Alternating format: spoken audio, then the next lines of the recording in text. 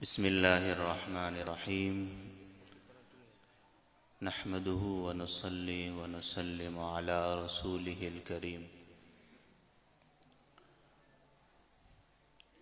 ما كان محمد ابا احد من رجالکم ولكن رسول اللہ وخاتم النبیین وكان اللہ بكل شیء علیما قال النبي صلى الله تعالى عليه وسلم أنا خاتم النبيين لا نبي بعدي أو كما قال عليه الصلاة والسلام۔ سب سے پہلے تو میں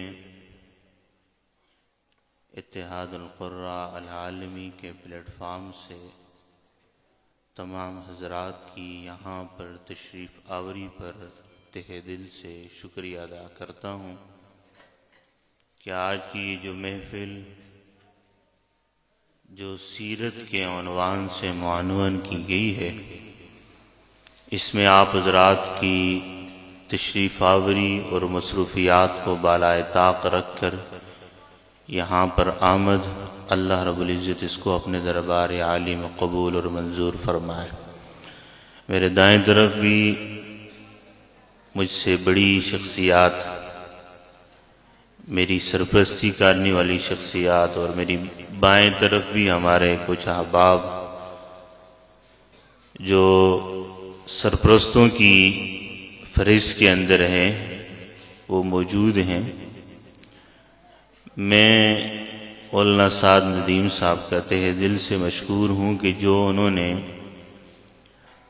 میرے بارے میں گمان رکھا ہے، اللہ مجھے اس گمان کے مطابق چلنے کی توفیق عطا فرمائے۔ سیرت کے حوالے سے تو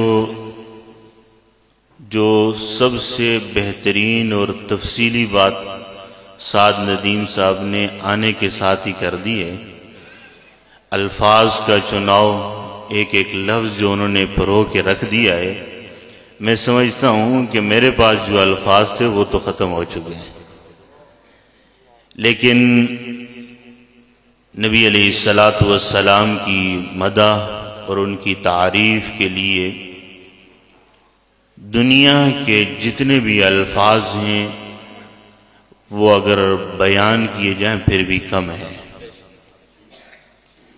اس موقع کے اوپر میں چونکہ وقت اختصار بھی ہے، کم بھی ہے، اور اس کے ساتھ ساتھ جو ہمارے محفل کے مہمانان خصوصی ہیں وہ تشریف فرما ہیں، میں ایک واقعہ نبی علیہ السلام کی سیرت کا، کہ نبی علیہ السلام کے جانثاران صحابہ کرام نبی علیہ السلام کے حکم اور نبی علیہ السلام کی نکلی ہوئی زبان سے نکلی ہوئی بات، اس کو ہمیشہ عملی جامہ پہناتے تھے،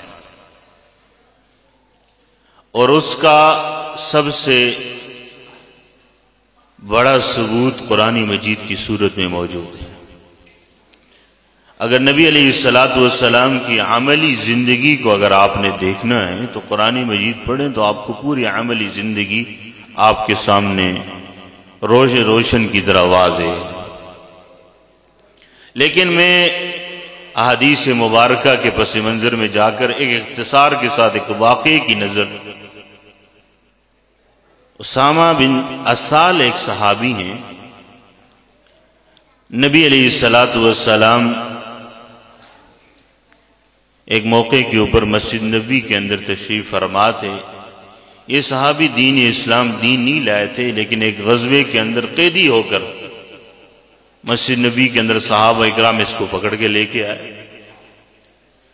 اور لانے کے ساتھ ہی نبی علیہ السلام جہاں پر بیٹھا کرتے تھے اس کی ستون کے سامنے ایک ستون تھا، اس کے ساتھ باندھ دیا۔ تو یہ 3 دن تک نبی علیہ السلام کی قید میں رہے، اور نبی علیہ السلام چونکہ آج کا جو زمانہ ہے، مسجدوں سے لوگ اتنا دور ہو گئے ہیں، اتنا دور کہ آج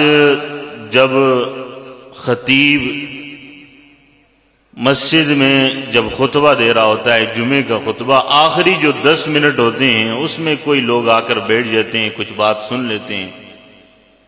لیکن نبی علیہ الصلوۃ والسلام کے زمانے کے اندر یہ نہیں ہوتا تھا۔ وہاں پر عدالت بھی مسجد نبوی ہوتی تھی، وہاں پر فیصلے بھی جو ہوتے ہیں وہ مسجد نبوی میں ہوتے تھے،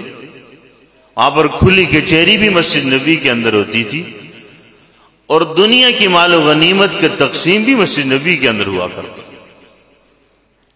یعنی نبی علیہ الصلوۃ والسلام کی مجلس کے اندر ہر عمل کو وہ صحابی نوٹ کر رہے تھے جو قیدی بن کے آئے۔ تو 3 دن کے بعد نبی علیہ الصلوۃ والسلام نے آرڈر جاری کیا کہ اس کو رہا کر دیا جائے۔ تو آپ حضرات مسجد نبوی گئے ہوں، بہت سارے حضرات گئے بھی ہوں گے، جو نہیں گئے اللہ رب العزت ان کو حرمین شریفین کی زیارت نصیب کرے۔ میں مسجد نبوی گیا ہوں، وہ باغ میں نے دیکھا ہے، مسجد نبوی کی قبلے کی سمت باہر نکل کے جائیں، وہاں پر بڑی بڑی بلڈنگیں بن گئی ہیں، ان بلڈنگوں کے پیچھے ایک باغ ہے کھجور کا۔ اسامہ بن اسال جو صحابی ہیں، نبی علیہ الصلوۃ والسلام کی قید سے رہائی کے بعد وہاں پر گئے، وہاں پر غسل کیا، پاک و صاف ہو کر دوبارہ مسجد نبوی میں نبی علیہ الصلوۃ والسلام کی مجلس کے اندر تشریف لے آئے اور کہا کہ مجھے کلمہ پڑھا دیجیے۔ کوئی دعوت نہیں دی، کسی قسم کی کوئی بات نہیں کی۔ ایک شخص وہ قید میں آ کر 3 دن گزارا، نہ کوئی نماز پڑھی، نہ کوئی صحابہ اکرام نے اس کو دعوت دی، نہ کوئی ان کے سامنے کوئی بات رکھی، لیکن نبی علیہ الصلوۃ والسلام کے ایک ایک عمل کو دیکھ کر، نبی علیہ الصلوۃ والسلام کے ایک ایک فیصلے کو دیکھ کر وہ دائرہ اسلام کے اندر داخل ہو گیا۔ تو آج جو بنیادی طور پر ہم اپنے آپ کو اپنے گریبانوں میں اگر جھانکیں، ہم سب کہتے ہیں کہ ہم مسلمان ہیں۔ اس دعوے کے اندر ہم اپنے آپ گریبان کے اندر جھانکتے ہیں، ہم کہتے ہیں کہ اس دعوے کے اندر 100% میں سچا ہوں، لیکن میں کہتا ہوں کہ اس دعوے کے اندر ہم 100% سچے نہیں ہیں۔ مسلمان عملی طور پر نبی علیہ الصلوۃ والسلام کی سیرت کو اپنانے کا نام ہے۔ مسلمان صحیح معنوں میں نبی علیہ الصلوۃ والسلام کے احکامات کو اپنی زندگی کے اندر اتارنے کا نام ہے۔ مسلمان اس شخص کا نام ہے کہ جس کی زبان اور دل ہاتھ سے دوسرا مسلمان محفوظ ہو، اس کی زبان کیا، اس کے ہر عمل سے دوسرا انسان محفوظ ہو، مسلمان اس کا نام ہے۔ لیکن آج ہمارے معاشرے کے اندر، ہماری سوسائٹی کے اندر یہ چیز بالکل ختم ہو چکی ہے۔ ہم محافل بھی کرتے ہیں، ہمیں خوشی ہوتی ہے، سیرت کے جلسے بھی کرتے ہیں، ہمیں خوشی ہوتی ہے، لیکن پریکٹیکلی میں دیکھتا ہوں، عملی میدان کے اندر دیکھتا ہوں تو کیا وزیر اور کیا وزیر اعظم، کیا نچلے سطح کا طبقہ نام کے مسلمان تو ہیں، لیکن کردار کے مسلمان ہم نہیں۔ اور یہ میں ہر جگہ یہی بات کہتا ہوں کہ جب تک ہم اپنے کردار کے لحاظ سے مسلمان نہیں بنیں گے، ہم اس نعرے کے اندر کہ ہم مسلمان ہیں جھوٹے ہیں۔ اس لیے اپنے کردار، اپنے عمل سے نبی علیہ الصلوۃ والسلام کی تعلیمات کو ثابت کرنا اصل مسلمان وہی ہے۔ تو میں آج بلا کسی تمہید کے بڑی تفصیل حضرات علماء کرام آئے ہیں، ان کو ہی ہم سنیں گے، لیکن میں آج آپ کو یہی سبق دے کر جاتا ہوں کہ اپنے عملی زندگی سے مسلمان اپنے آپ کو ثابت کر کے دکھائیں، اپنے عملی زندگی سے۔ یہ مسجد ہے، اس کے آس پاس دیکھیں کتنے گھر ہیں، لیکن آج مغرب کی نماز کے اندر بمشکل یہ مسجد جو ہے نا پوری ہوئی۔ یہاں پر 5 صفحے ہیں، وہ 5 صفحے بھی پوری نہیں ہیں۔ کیا وجہ ہے؟ نبی علیہ الصلوۃ والسلام نے تو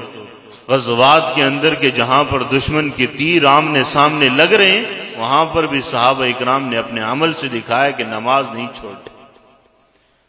تو آج بنیادی طور پر جو بات ہے کہ عملی طور پر ہم مسلمان بن جائیں، اس کے لیے میں بھی کوشش کرتا ہوں، آپ بھی کوشش کرتے ہیں، اور یہ بھی اس کوشش کا ایک راستہ ہے جو ہم اتحاد القرہ کے پلیٹ فارم سے آپ کے سامنے لے آئے۔ اور مجھے آج اس سے بھی بڑی خوشی ہے کہ آج جہاں پر فرقہ واریت کا نام دیا جاتا ہے، تشدد کا نام دیا جاتا ہے، آج یہاں پر اس مسجد کے اندر ہم نے اہل حدیث مکتب فکر کے پیچھے نماز پڑھی، اور یہاں پر اس سٹیج کے اوپر بریلوی مکتب فکر کے قاری صاحب نے تلاوت کی، اہل حدیث مکتب فکر کے قاری صاحب اب مزید تلاوت کریں گے، دیوبند مکتب فکر کے قاری صاحب ابھی تلاوت کریں گے، یعنی تمام مکاتب فکر کے قراء کرام یہاں پر جمع ہو کر قرآن اللہ رب العزت کی یہ خوبصورت کلام آپ کو سنا رہے ہیں۔ یہ سب سے بڑا سبق ہے کہ یہ اتحاد القراء کا پلیٹ فارم کا ثبوت ہے۔ تو اس کے لیے ہم بھی کوشش کر رہے ہیں، آپ حضرات بھی کوشش کریں، لیکن یہی سبق ہے کہ ہم عملی طور پر مسلمان بن جائے۔ اللہ رب العزت ہم سب کو قرآن و حدیث کی روشنی میں اپنی عملی زندگی اپنانے کی توفیق نصیب فرمائے، اور یہ محنت کی ہے، یہ کاوش کی ہے یہاں کے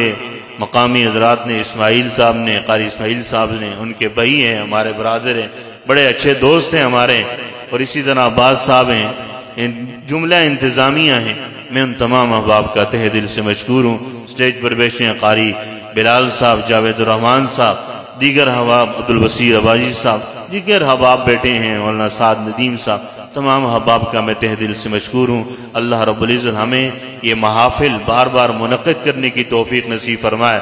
اللہ رب العزت ہم سب کو عملی طور پر مسلمان بننے کی توفیق نصیب فرمائے۔ وآخر دعوانا الحمدللہ رب العالمین۔